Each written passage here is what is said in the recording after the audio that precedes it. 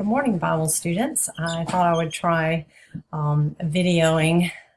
It's totally awkward, but here goes.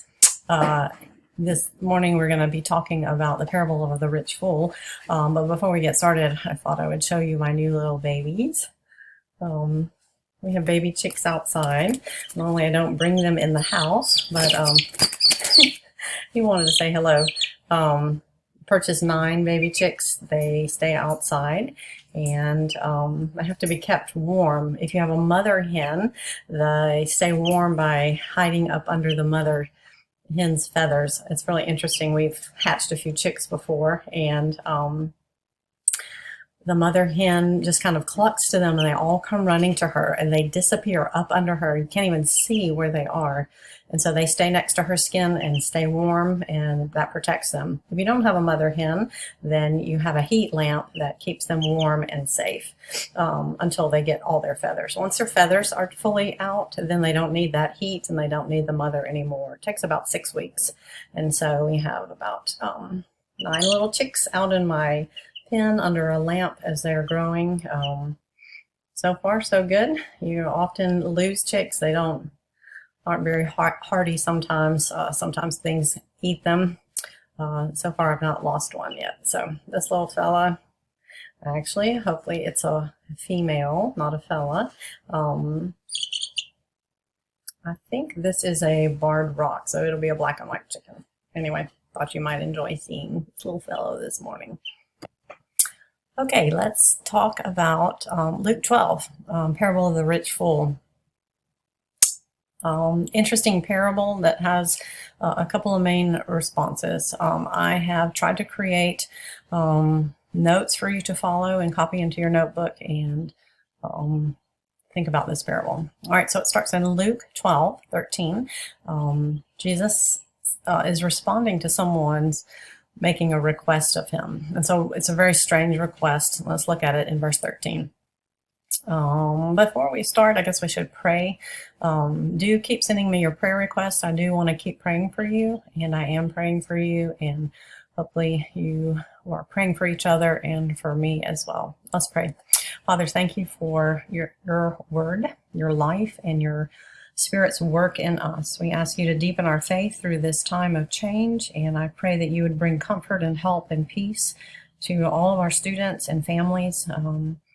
Father, that you would build your church and your kingdom through today, through this time. Thank you that you're a good Father, and help us to be grateful and thankful for all the good gifts of this time. In Jesus' name, amen. Hopefully you are doing well in this crazy time of being quarantined at home. You're finding opportunities to do things that you don't normally have time to do, and God will use it for good. We trust in Him. I do miss seeing you all and being in the classroom with you. It seems strange to be teaching like this, but we're learning, and hopefully you are too. All right, so someone in the crowd makes a request of Jesus. He says, "Teacher, tell my brother to divide the inheritance with me." So what is the request made? It is, tell my brother to share the inheritance. Hard to type and write at the same time. If you were approaching Jesus, what would be on your mind? This is a very interesting thing for someone to come to Jesus with and ask for. The very thing that he wants to talk to the God of the universe, the healer, the teacher, is tell my brother to share his inheritance with me. Inheritance typically is when someone has passed away, your parents, then their estate is divided up. The older brother often gets more in biblical times. And so this person is very concerned about getting his fair share. That's what he wants to talk to Jesus about. Where is his heart and what is his problem? So what does Jesus say to him? He says something really interesting. "Man, who made me judge or arbitrator over you? That's not my place. I don't really care about that. I'm not going to jump in and try to discern this." He doesn't really care about that. Does not want to be involved in this. It's not his place. to divide up things in the situation. And then he gives a warning, and he says, take care, be on guard against what? Guard against covetousness. G-A-R-D. I guess it's G. How about watch out for coveting? What is coveting? When I started teaching these lessons, I had a different version of coveting. Where have you heard that before? Coveting is often thought about as being part of the Ten Commandments. Do not covet. Don't covet your brother's house, wife, farm animals, and so on and so forth. And so I thought coveting meant that you want something that somebody else has, but that is not the definition of coveting. It is to desire something so strong that you can't think of anything else but acquiring that. A strong desire for something. How about we fix that? And it becomes an obsession.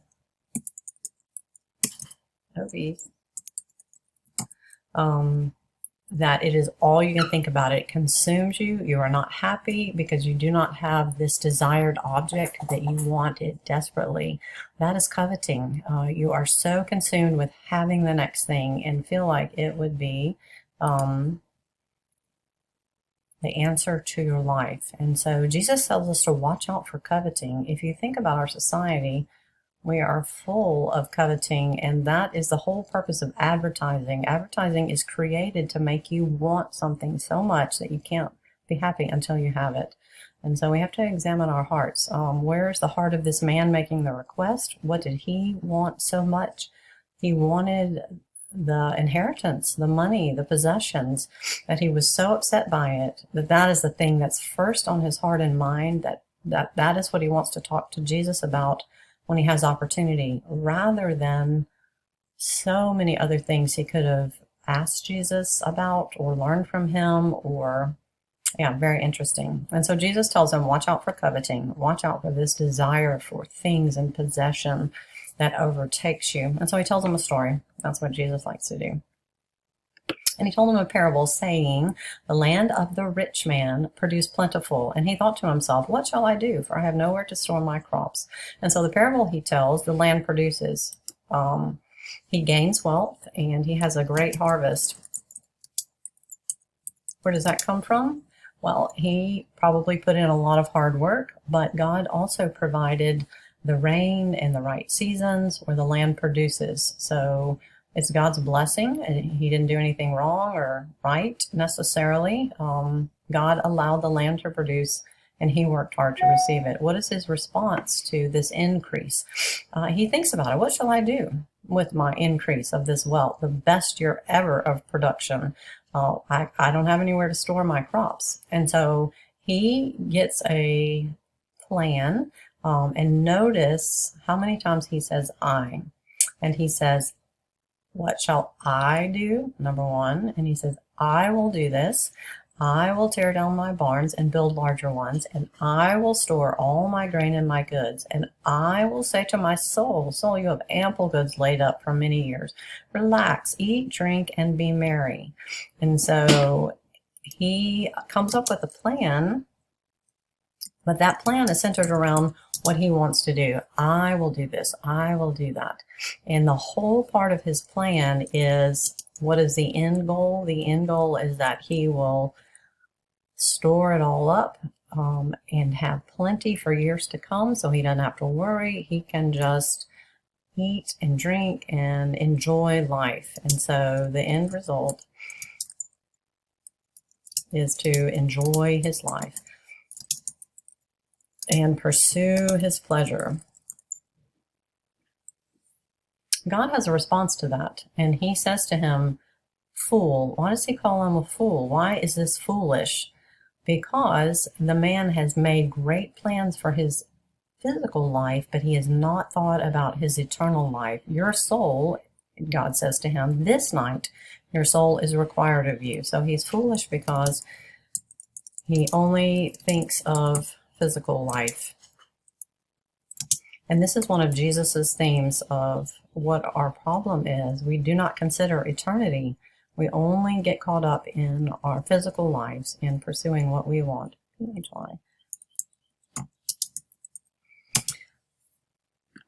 He says, this night your soul is required of you. Eternity is beginning for him. And the things you've prepared, whose will they be?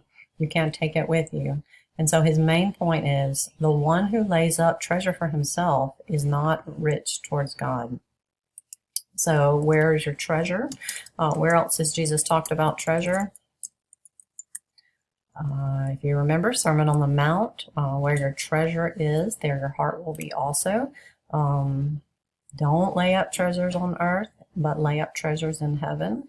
And so he says you can be have treasure for yourself. The two options are treasure for self,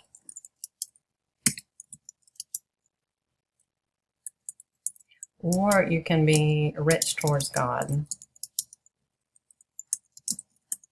So in the story, the man only thinks about his treasure for himself. He only thinks about what he's going to do for himself, what he's going to plan for himself, and how to have an easy, prosperous, enjoyable life. He does not consider that life is temporary and that one day he will die.